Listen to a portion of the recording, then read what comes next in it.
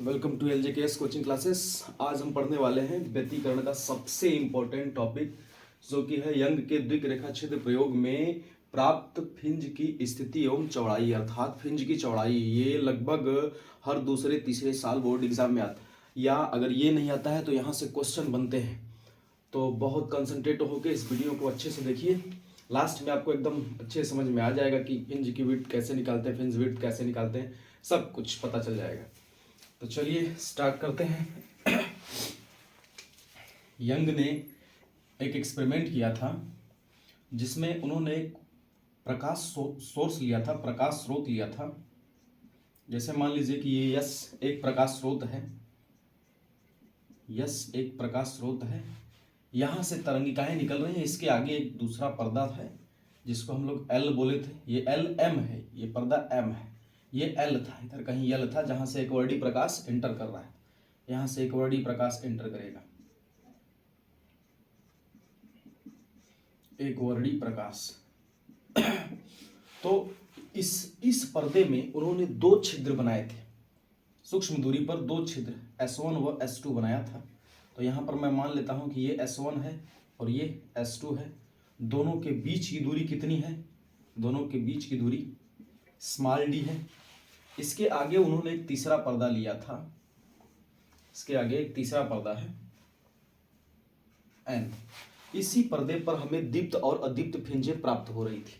तो हम कैसे जानेंगे कि कब दीप्त फ्रिंज प्राप्त होगी? मैं बताया था आपको कि अगर दो तरंगों का श्रृंग से श्रृंग मिल जाए, मतलब प्लस से प्लस मिल जाए, माइनस से माइनस मिल जाए, तो वहां पे दीप्त फ्रिंज प्राप्त होगी। और अगर एक प्लस मिल रहा है, एक माइनस मिल रहा है, तो वहां पे अदीप्त फ्रिंज प्राप्त होगी।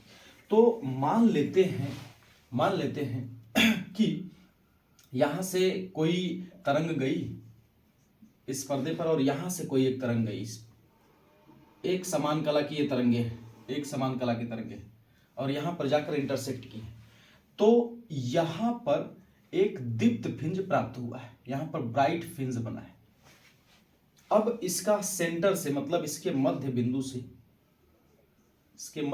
से इसकी स्थिति क्या है? पहले हमको स्थिति भी ज्ञात करना है कि स्थिति क्या है।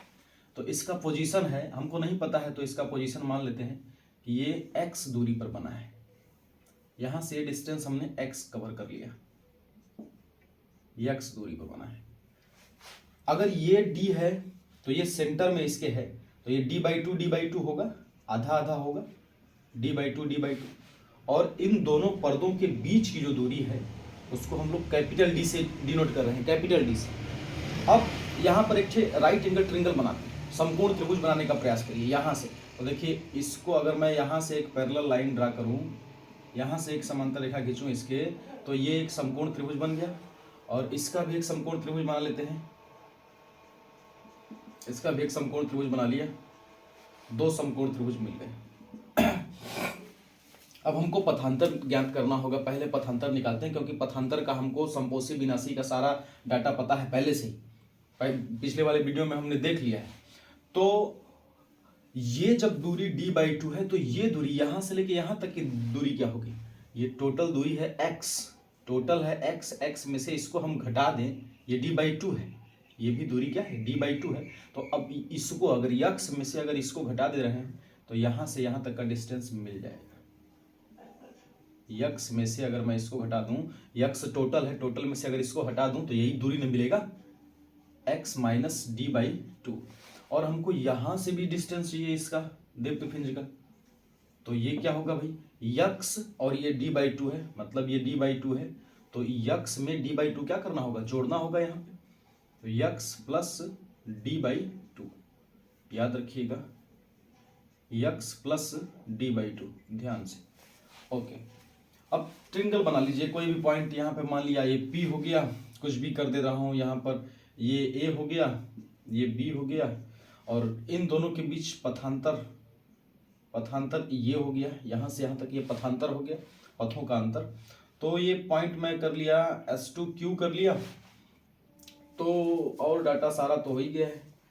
अब हमको ये पथांतर फाइंड करना है, ये पथांतर। इस लाइन को हम ऐसे ड्रा करते हैं ताकि ये वाली दूरी इस दूरी के बराबर हो जाए। मतलब यहाँ पर PQ किसके बराबर होना चाहिए? PQ बराबर होना चाहिए S1P के। S1P के, ये कंडीशन है। अगर ये इसके बराबर, ये वाला जो लाइन है इसके बराबर हो गया यहां से यहां तक, तो इतना ही लाइन का ना केवल डिफरेंस, इतना ही पथ, इतने ही रास्ता का ना केवल अंतर है, तो इसी को हम लोग पथांतर बोलते हैं। मतलब पथांतर हो गया S2Q, मतलब पथांतर बराबर S2Q, ये हो गया। अब हमको यही फाइंड करना है पहले, तो क्या करें, पथांतर फाइंड करने के लिए क्या करें, देखिए पहले पूरे फिगर के बारे में अच्छे से रचना लिखेंगे। जैसे फिगर बना लिया तो इसके बारे में लिखना होगा कि माना यस एक प्रकाश स्रोत है जिससे एक वर्डी प्रकाश पर्दा M पर प्रवेश कराया जाता है या पर्दा M पर गिराया जाता है। जब पर्दा, और यहाँ पर ये भी देखिए पर्दा M में 2 छिद्र हैं तथा पर्दा M में 2 छिद्र S1 व S2 हैं। यहाँ से द्वितीयक तरंगिकाएं निकलती हैं। मान लिया कि माना इसमें से द्वितीयक तरंगिकाओं के द्वारा पर्दा N पर एक दीप्त पिंज बिंदु P पर प्राप्त हुई है जिसका केंद्र से दूरी x है। अपने हिसाब से मान लीजिएगा। फिर उसके बाद दोनों पर्दों के बीच की दूरी क्या है, कैपिटल D है। ये सारा डाटा आपको अच्छे से, मतलब जब भी डेरिवेशन कीजिएगा, कोई भी फिगर बनाइए तो उसके बारे में 2-4 लाइन अपने शब्दों में लिखिए। उससे क्या होगा कि अट्रैक्शन बढ़ जाएगा। फिर उसके बाद हम लोग को ये फाइंड करना है, तो सिंपल सा हम लोग पाइथागोरियस थ्योरम लगाते हैं और इसको फाइंड कर लेते हैं। तो पाइथागोरियस थ्योरम हम किस वाले ट्रायंगल में लगाएंगे, पहले इसको हम लिख क्या सकते हैं, ये जो डाटा है इसको हम लिख क्या सकते हैं, पथांतर। तो यहां पर हम लिख सकते हैं कि उपयुक्त चित्र में, फ्रॉम एबव फिगर, उपयुक्त चित्र में ये जो S2P है, S2Q है, ये वाली जो डाटा आएगा इसको हम कैसे निकालें, पूरे दूरी में से ये S2P में से अगर मैं माइनस कर दूं, S2P में से मैं माइनस कर दूं PQ, मतलब PQ को अगर मैं माइनस कर दूं तो ये दूरी निकल जाएगी। पूरा यहां से लेके यहां तक में, मैं यहां से लेके यहां तक अगर घटा दूं तो ये दूरी निकल जाएगी। तो अब हम ये भी तो लिखे हैं ऊपर कि PQ किसके बराबर है, S1P के, PQ S1P के बराबर है। तो यहां से हो जाएगा S2P माइनस PQ की जगह क्या लिख सकते हैं, S1P, ये हो। अब हमको किसी भी तरह से S2P और S1P की वैल्यू फाइंड करनी है, S1P और S2P। तो ध्यान से देखिए S2P है क्या, S2P। अब इस बड़े त्रिभुज का ये कर्ण है, तो इस बड़े त्रिभुज का ये कर्ण है, तो कर्ण कैसे निकालते हैं, हाइपोटेनस कैसे निकालते हैं, आधार का वर्ग धन लंब का वर्ग, पाइथागोरियस थ्योरम लगा दीजिए। तो इस त्रिभुज में देखिए, त्रिभुज S2BP में पाइथागोरियस थ्योरम लगाएंगे तो ये निकल जाएगा। तो मैं इधर कर रहा हूं, ध्यान से देखिएगा। तो S2Q is equal to S2P की वैल्यू हमको चाहिए। S2P ये एक प्रकार का कर्ण है, तो कर्ण है तो ये हो जाएगा रूट में आधार का वर्ग मतलब D² प्लस लंब यहां से लेके यहां तक, ये इस वाले त्रिभुज का हमको परपेंडिकुलर चाहिए, मतलब यहां से लेके यहां तक का डिस्टेंस x प्लस d/2 का होल स्क्वायर, ये हो गया।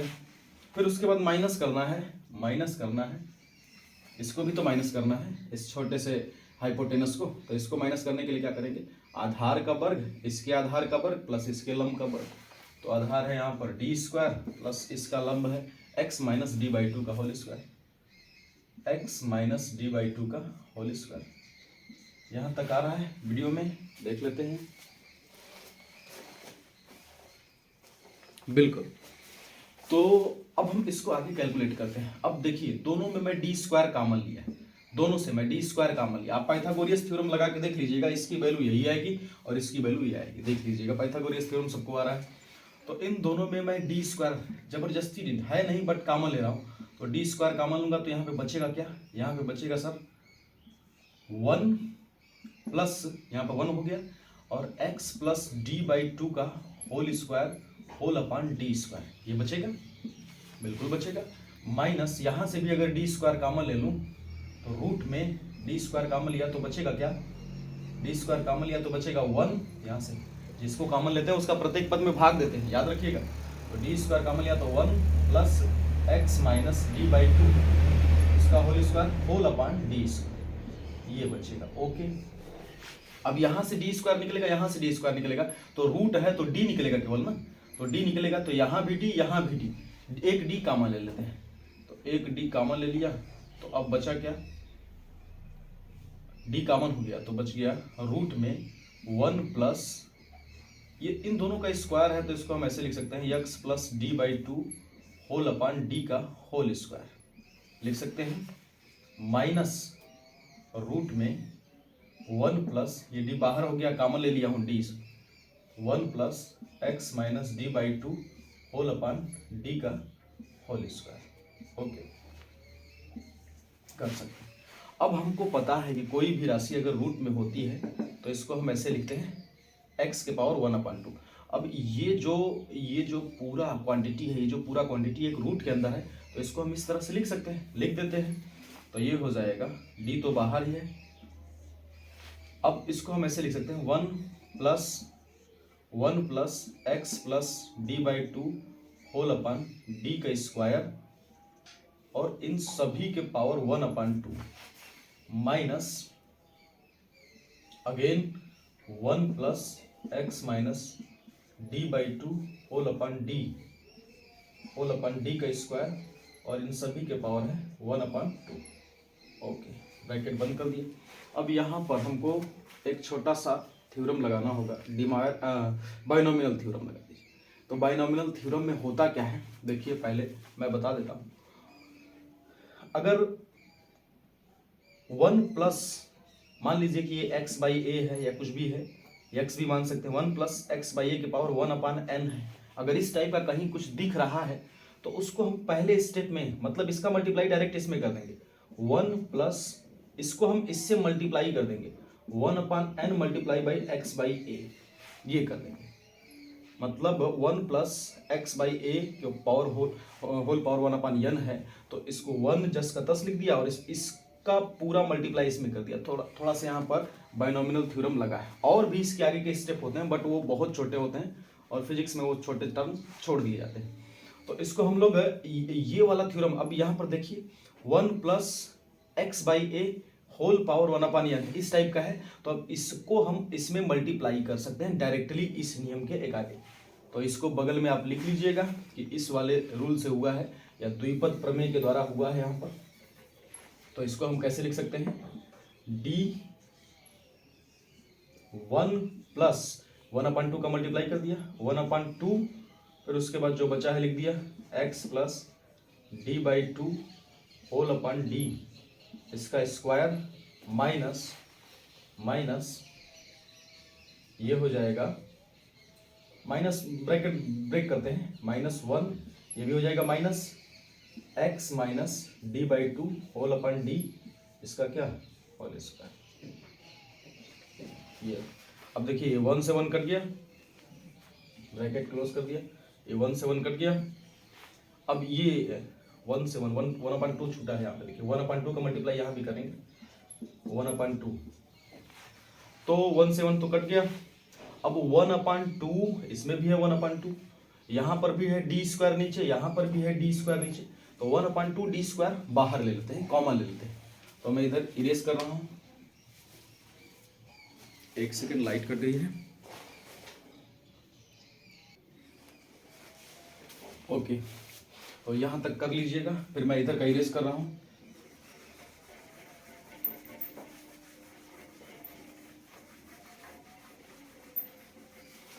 अब इसके बाद का कैलकुलेशन क्या है, देखिए यहां से 1/2 दोनों में है, डी स्क्वायर है, ये दोनों स्क्वायर दोनों पर रहेगा, तो डी स्क्वायर वहां भी है, डी स्क्वायर, तो उसको कॉमन लिया है, तो डी तो पहले ही बाहर था और हमने कॉमन लिया है 1/2 और कैपिटल डी स्क्वायर ये कॉमन ले लिया है। तो अब बचेगा क्या, यहां से देखिए बचेगा क्या, ये बचेगा x प्लस डी बाई 2 का होल स्क्वायर, ये बच गया, और माइनस बच गया, सॉरी यहाँ पे माइनस नहीं रहेगा 1/2 और इसका प्लस माइनस नहीं सही, और बचेगा माइनस 1/2 तो बाहर हो गया है, x माइनस डी बाई 2 का होल स्क्वायर। ओके, यही बचेगा। अब यहाँ पर a square minus b square, इसका फार्मूला लगा दीजिए, a square minus b square मतलब in a bracket a plus b and another a minus b. तो यहाँ पर यह है किसके इक्वल, S2P के इक्वल था कि S2Q के इक्वल, ये पथांतर था। तो D से D एक कट गया, 1/2D हो गया, और ये हो गया ए स्क्वायर माइनस बी स्क्वायर। तो एक बार जोड़िए और एक बार घटा दीजिए, तो क्या हो जाएगा, इसको अगर मैं ऐड करूंगा तो D/2 कट जाएगा, 2x मिलेगा, और इसमें से इसको घटा दूंगा, इसमें से इसको हटाऊंगा तो ये कट जाएगा, x कट जाएगा, मिल जाएगा D/2 मतलब D। तो कट कर दीजिए, ये हो गया xD/D। ये S2Q मतलब ये हमारा निकला है क्या, पथांतर, ये निकला है पथांतर। और हम संपोषी विनाशी के लिए पथांतर का कंडीशन पहले से ही जानते हैं। इस संपोषी के लिए पथांतर क्या है, विनाशी के लिए पथांतर क्या है। तो कंडीशन हम डाल देते हैं। पहला कंडीशन है संपोषी या दीप्त फिंज हेतु, दीप्त फिंज हेतु पथांतर, दीप्त फिंज हेतु पथांतर मैं पहले ही बता चुका हूं। दीप्त फिंज के लिए पथांतर की वैल्यू क्या होती है और अदीप्त के लिए पथांतर की वैल्यू क्या होती है, पीछे वाले वीडियो में देख लीजिएगा उसको। तो दीप्त फिंज के लिए पथांतर बताया था आपको कि पथांतर बराबर क्या आया था, यम लेमडा आया था, ऐसे आया था यम लेमडा। तो पथांतर के जगह ये मैं XD/D ये लिख सकता हूं। तो यहां पर लिख दिया XD/D is equal to m lambda. तो ये एमओवी फिंज के लिए है, मतलब यहाँ पर हम एक्सियम भी लिख सकते हैं। तो यहाँ से किसी तरह से एडजस्ट करके एक्सियम की वैल्यू निकाल दीजिए। तो एक्सियम इज इक्वल टू क्या हो जाएगा, यहाँ से XM is equal to D, m को बाहर कर लिया, MD λ/D, MD λ/D, यहाँ से एक्सियम की वैल्यू निकल गई। मतलब दीप्त फिंज के लिए पथांतर ये है, पहले से ही प्रूफ किया जा चुका है कि दीप्त फिंज के लिए पथांतर की वैल्यू ये है। फिर उसके बाद पथांतर तो हमने ये प्रूफ किया है दीप्त फिंज के लिए, पथांतर का कंडीशन ही हमने ये प्रूफ किया है। तो दीप्त फिंज में पथांतर की जगह उसको पुट कर दिया, पथांतर यम लेमडा होता है तो पथांतर की जगह XD/D रख दिया। ये एमओवी फिंज के लिए है, एमओवी फिंज के लिए। और यम की वैल्यू क्या लेते हैं, यम की वैल्यू लेते हैं 0, 1, 2, 3 एंड सो ऑन। इस तरह से आगे बढ़ते हैं। तो यहाँ तक नोट कर लीजिए। इसके बाद अदीप्त का भी बता रहा हूँ।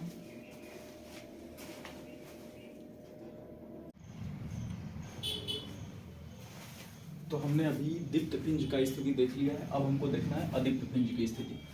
तो पथांतर का फार्मूला हमने पहले ही फार्मूले में प्रूव किया था, XD/D होता है। और अदीप्त फिंज का जो पथांतर होता है उसका फार्मूला ये प्रूव किया गया है। कहाँ से प्रूव किया गया है, ये वाला तो आपको बताया था कि कलांतर इज इक्वल टू 2π/λ गुणे पथांतर, ये बताया था, पीछे प्रूव भी किया था इसको। तो कलांतर की वैल्यू जो होती है अदीप्त के लिए वो विषम फंक्शन पे डिपेंड हो रहा था ना, 2m-1 इंटू पाई कलांतर था। फिर उसके बाद ये हो जाएगा 2π/λ गुणे पथांतर। तो यहाँ से पाई कट गया, लैम्डा का इधर मल्टीप्लाई हो जाएगा, 2 से डिवाइड हो जाएगा। तो पथांतर बराबर 2m-1 और ये हो गया λ/2 ये होगा। तो ये अदीप्त फिंज के लिए पथांतर था, अदीप्त फिंज के लिए। तो अब ये दोनों पथांतर भी आपस में क्या होंगे, इक्वल होंगे। मान लीजिए इसको इक्वेशन 1 कर लिया और इसको इक्वेशन 2 कर लिया, तो दोनों समीकरण को बराबर कर दीजिए, देखिए स्थिति निकल जाएगी। अतः समीकरण 1 व 2 से दोनों को बराबर कर, क्योंकि दोनों पथांतर ही अपने अपने में दोनों पथांतर ही, और दोनों पथांतर ये कंडीशनल के अकॉर्डिंग जो मैं फिगर बना के जो फार्मूला डिराइव किया था ये आया था। अब हम लोग संपोषी और विनाशी का कंडीशन उस पर लगाएंगे, काम हो जाएगा। तो ये हो जाएगा हमारा XD/D इज इक्वल टू ये हो जाएगा 2m-1 इंटू λ/2। ये एमओवी फिंज के लिए, एमओवी अदीप्त फिंज के लिए। तो यहाँ पर x की जगह मैं एक्सियम कर दे रहा हूँ, ये एक्सियम है, x की जगह आप एक्सियम भी लिख सकते हैं। तो यहाँ से हमको एक्सियम का वैल्यू निकालना है। कैसे निकालेंगे? मल्टीप्लाई इधर उधर कर दीजिए तो ये हो जाएगा एक्सियम इज इक्वल टू, इसका मल्टीप्लाई इधर हो जाएगा 2m माइनस 1 डी लेमडा, इसका भी मल्टीप्लाई इसमें होगा 2m माइनस 1 डी लेमडा अपान डी, स्मॉल डी है स्मॉल डी, और ये 2 है तो 2 से डिवाइड करें। अब 2 से डिवाइड अगर दोनों में करेंगे तो फार्मूला कुछ दूसरा आ जाएगा इस तरह से, 2 से डिवाइड दोनों में कर दीजिए तो m minus 1/2, m minus 1/2 m minus 1/2 D lambda by T, D lambda by D, ये हो गया। ये किसका वैल्यू है? पथांतर का वैल्यू, सॉरी स्थिति, एक्सियम अदीप्त भिंज की स्थिति है। और यहाँ पर यम की वैल्यू जब माइनस लिया था, यहाँ पर जब माइनस लिया था तो यम की वैल्यू अब क्या भरेंगे 1 2 3 ये सब भरेंगे, यम की वैल्यू 1 2 3 भरेंगे। फिर उसके बाद यम की वैल्यू जब 1 भरेंगे तो मिलेगी प्रथम अदीप्त भिंज, यम की वैल्यू 1 पर मिलेगी प्रथम अदीप्त भिंज मिलेगी। और यम की वैल्यू जब 2 भरेंगे तो द्वितीय अदीप्त भिंज मिलेगी, दीप्त नहीं। तो दीप्त वाले में भरेंगे तो दीप्त मिल जाएगी, अदीप्त वाले में भरेंगे तो अदीप्त मिल जाएगी। और दीप्त वाले में अगर यम की वैल्यू 0 भर रहे हैं तो केंद्रीय दीप्त भिंज प्राप्त होगी, याद रखिएगा। तो इतना नोट करिए। फिर अब हम लोग को पढ़ना है भिंज की चौड़ाई। भिंज की चौड़ाई कैसे ज्ञात करेंगे? भिंज विड्थ,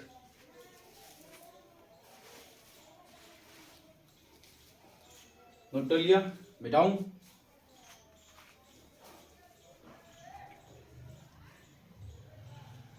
चलिए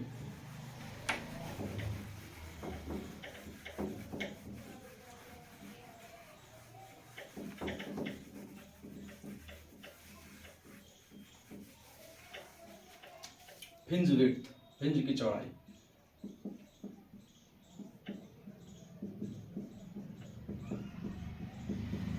भिंज की चौड़ाई, भिंज विड्थ।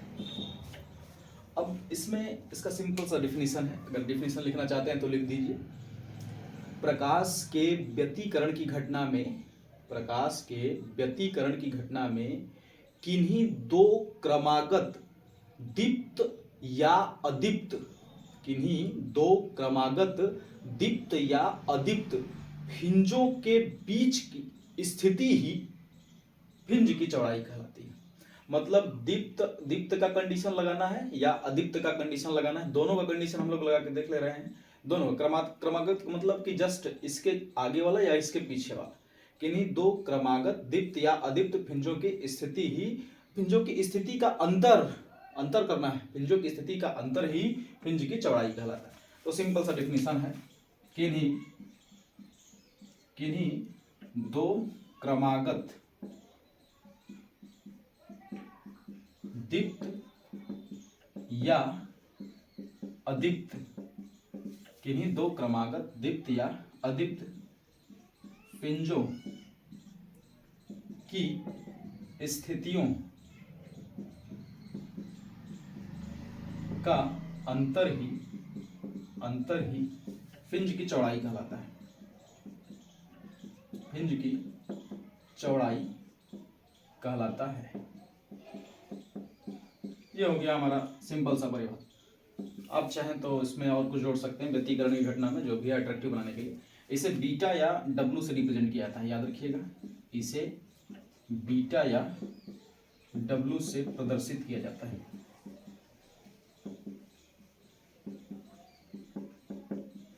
इसे बीटा या डब्लू से प्रदर्शित किया जाता है। तो कैसे निकालेंगे? पहले दीप्त से ले लेते हैं। पहला कंडीशन डालिए, दीप्त भिंज हेतु। पहले दीप्त से निकाल के देख लेते हैं कि आ रहा है कि नहीं। तो W बराबर, जैसे पहली दीप्त भिंज की स्थिति हम लोग एक्सएम से रिप्रेजेंट कर दे रहे हैं, तो दूसरी वाली का जस्ट इसके आगे वाले का एक्सएम प्लस 1 कर दे रहे हैं, ये कंडीशन हो जाएगा। तो दीप्त भिंज के लिए हम अब ये दोनों क्रमागत, इनका डिफरेंस हमको निकालना है, मतलब इनका अंतर हमको निकालना है। तो ये हो जाएगा एक्सएम प्लस 1वीं दीप्त भिंज माइनस एक्सएमवीं दीप्त भिंज। और आप जानते हैं दीप्त भिंज के लिए एक्सएम का क्या फार्मूला निकला? दीप्त भिंज के लिए एक्सएम का फार्मूला आया था आपका एम लैम्डा। दीप्त भिंज के लिए एक्सएम का फार्मूला नहीं, ये तो पिछला कंडीशन हो गया। दीप्त फिंज के लिए एक्सएम का फार्मूला आया था M D lambda by D, ये आया था M D lambda by D, XM is equal to आया था। तो जहां यम है वहां पे हम m+1 पुट करेंगे, देखते हैं क्या आता है फार्मूले में। तो ऊपर का मिटा रहा हूं, नोट कर लिया।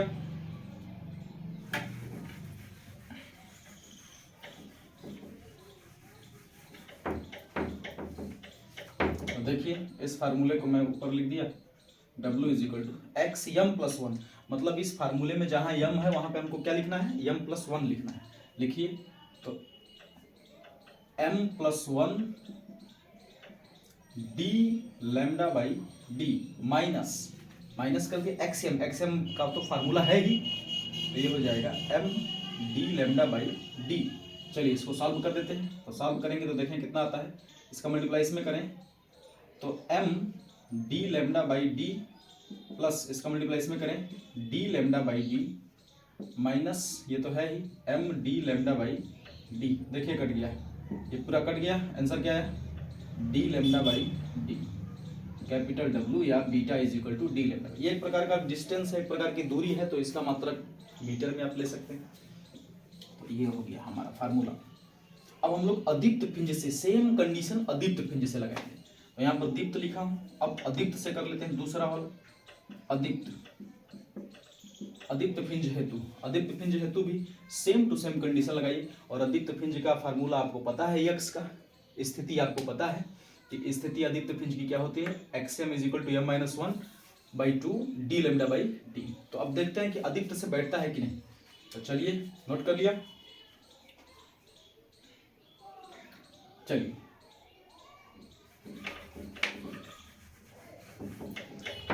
अदीप्त फिंज से सेम कंडीशन यही रहेगा।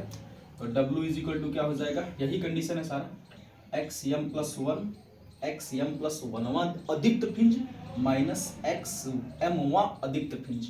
तो ये हो जाएगा, जहां पर इस फार्मूले में m है वहां पर हमको m+1 लिखना है। तो m की जगह लिख दे रहा हूं m+1 -1/2, देखते रहिएगा, और डी लेमडा बाई डी ये लिख दिया, माइनस एक्सएम का तो फार्मूला है ही m-1/2 D lambda by D. अब इसको सॉल्व करना है, मल्टीप्लाई करिए इसका। तो इसका मल्टीप्लाई इसमें करूंगा तो ये हो जाएगा m D lambda by D plus 1 में मल्टीप्लाई करेंगे तो ये हो जाएगा डी लेमडा बाई डी, फिर उसके बाद माइनस ये हो जाएगा समथिंग वेंट रॉन्ग, कुछ तो मिस्टेक हो रहा है। Yes m-1/2 D lambda by D, इसका मल्टीप्लाई किया सही है, प्लस इसका मल्टीप्लाई इसमें किया ये भी सही है, minus D lambda by 2d। देखिए इसका मल्टीप्लाई इसमें करेंगे डी लेमडा बाई 2d हो गया, डन। अब इसको सॉल्व कर लेते हैं, माइनस लगा है ध्यान से करिएगा, इसका मल्टीप्लाई इसमें करिए m D lambda by D minus है, ये भी माइनस है, क्या हो जाएगा प्लस m का तो कर लिए, इसका मल्टीप्लाई अब इसमें करेंगे 1/2 में डी लेमडा बाई 2d। और देखिए डी लेमडा बाई 2d से ये कट गया और इससे ये कट गया, बचा क्या, वही बचा answer D lambda by D. मतलब ये कहने का कि चाहे आप दीप्त से निकालिए या अदीप्त से निकालिए, फ्रिंज विड्थ का दोनों केस में जो फ्रिंज विड्थ का फार्मूला आया है, फ्रिंज की चौड़ाई का जो सूत्र आया है या फ्रिंज की जो चौड़ाई होती है वो दोनों ही स्थितियों में क्या होती है, समान होती है। तो यहाँ तक आप अच्छे से कंप्लीट कर लीजिएगा। फ्रिंज विड्थ कई बार आ चुका है यंग के व्यतिकरण एक्सपेरिमेंट में, जो कि है कुछ नहीं, एकदम आराम से आप कर सकते हैं। पूरा डेरिवेशन अगर देखेंगे धीरे धीरे देखेंगे, स्टेप बाय स्टेप समझ में आ जाएगा, कोई दिक्कत नहीं। अब प्रॉब्लम आपको इसके क्वेश्चन को सॉल्व करने में और समझने में है, जो कि अगर प्रैक्टिस नहीं करेंगे तो फिर बहुत ज़्यादा दिक्कत हो जाएगी। तो हमको इसका क्वेश्चन भी सॉल्व कर लेना, बहुत आसानी से सॉल्व कर लेंगे, एकदम उस हिसाब से मैनेज करेंगे कि हो जाएगा। तो यहाँ तक नोट कर लीजिए। अब मिलते हैं नेक्स्ट वीडियो में, जो रहेगा इस पर बेस्ड क्वेश्चन न्यूमेरिकल कैसे आते हैं बोर्ड एग्जाम के लिए, वो क्वेश्चन बहुत ज़्यादा इंपॉर्टेंट रहेंगे, याद रखिएगा। धन्यवाद।